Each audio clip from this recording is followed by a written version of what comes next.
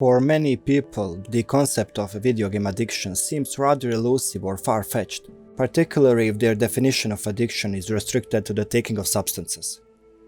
But if an activity that doesn't involve the ingestion of intoxicants such as gambling can be recognized as genuine addiction, there are no reasons as to why gaming shouldn't be. So today, I want to tell a story about video game addiction. A story from someone who has lived through it, struggled a lot, but eventually got out. This is my story about how I let video games to consume my life, ruin my motivation to do anything, and drive me into depression. Have you ever had the feeling of being supposed to do great things? Not necessarily to conquer the planets, but just to be above average, to be special. Well, I have.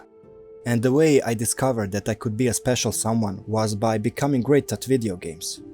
During my high school years, I would play for hours and hours every single day, improving my skills and game knowledge until I reached the point of being objectively great at them, and it felt good for a while.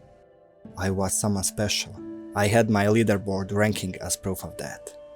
There were people around me who admired and respected me. During those years I was playing for a whole day every day, but I don't think it was a problem back then. I was doing okay in school and life. Video games were just my way of proving to the world that I'm worth something, that I can do things that other people couldn't do. That's how they became the source of my self-confidence. However, after finishing high school, the years went by so fast and I started to have this horrible feeling of being stuck and trapped. Basically the feeling of not advancing in life at all. At first, it wasn't so bad. I kept ignoring it and just playing games. After all, I had my ranking, which meant a lot. People around me still respected me for being so good at games. But as time went on, my ranking began to mean less and less. At some point, I realized that I'm the only guy in my friend group who is still playing seriously. People have just moved on with their lives. Many of them had successful careers, and some even started families. Not long ago, I was respected for my gaming skills, but now, in my 20s, no one really cared. This is when the feeling of being stuck got out of control and with time developed into depression. I slowly realized that this wasn't just a feeling, it was an actual reality I was living in. People around me are making progress in their lives, while I'm still stuck in high school days. Nothing has changed for me. I'm doing the same thing I was doing 4 years ago. Just, it's a bit different now. No one admires me anymore and no one cares about my ranking.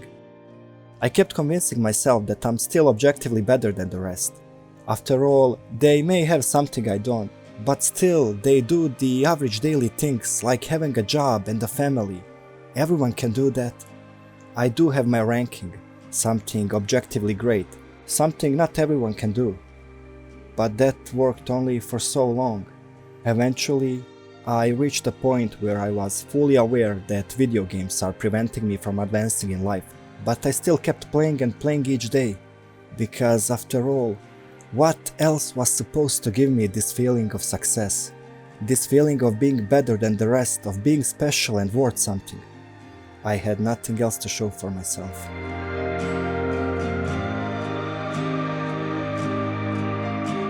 From that point, it took another year for the feeling of being stuck to force me to try other things.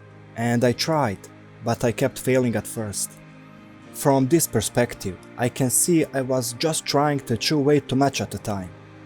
I had no skills for real life. I barely knew how to communicate with people.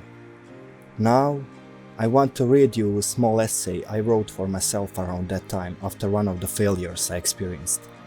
As I read, keep in mind that I was fully aware of my video game addiction at the time of writing. The essay is very depressing and personal, but I still want to share it in the hope that it will help someone to wake up. It will show you my thoughts at the time, how I felt, how I viewed the world, and you may recognize yourself in the following text. The essay reads: Why is life so unfair? You can put thousands of hours of work into something just to get nothing out of it. Someone else might succeed with 10 times less work than you. Why is it like that? Video games are just different, they are fair. They promise and deliver after you give them your soul. Why can't life be like that? Why do we have to struggle just to have a chance? I don't want to take chances, I want more, a promise that my work will pay off, just like it does in video games. That's why I'm playing games, because they do something life never does.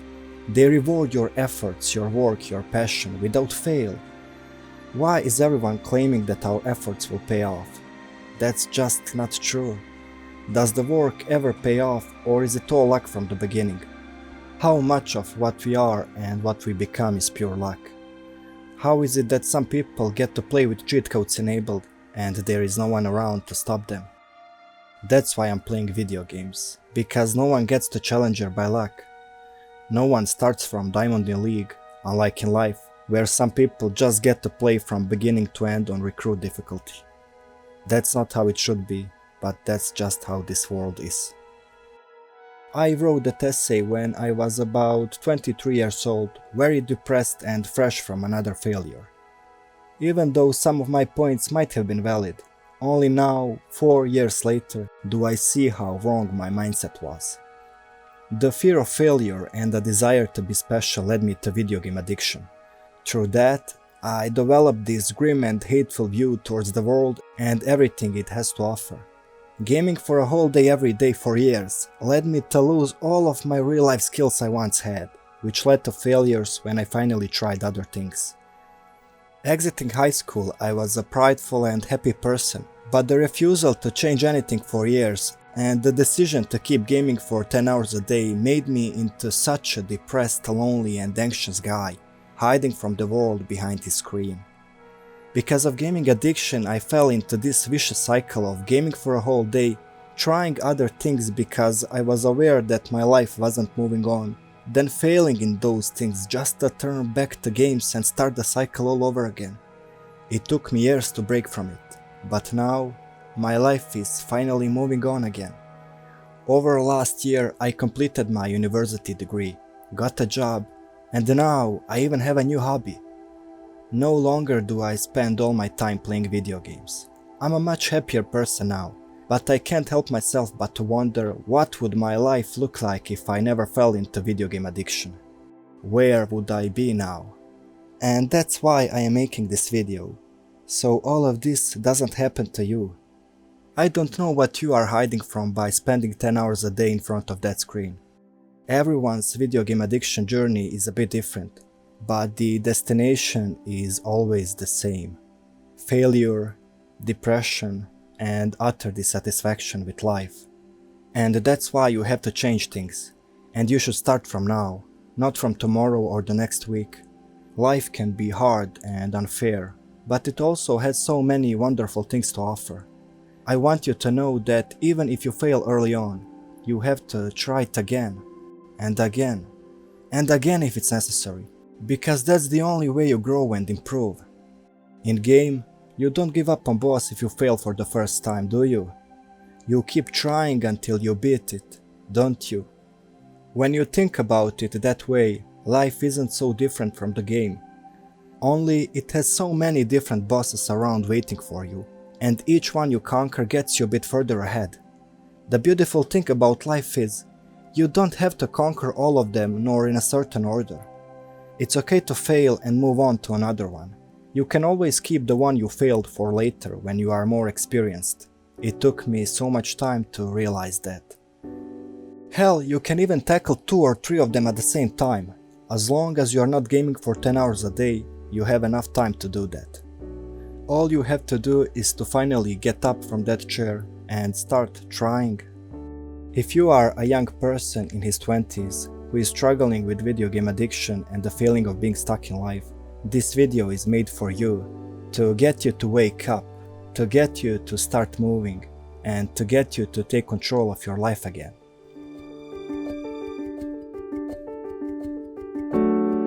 Well, I didn't intend for this to turn out so personal. I started working on a video about gaming addiction in general, but soon I realized that my own story should be far more interesting and educational than a pile of statistical information.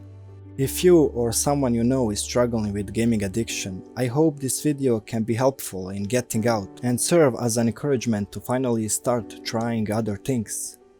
Also, if you have and want to share your own story, by all means, do that in the comment section. I want to hear from you. Well, that was all from me for today, so thanks for watching and see you in the next one. Peace.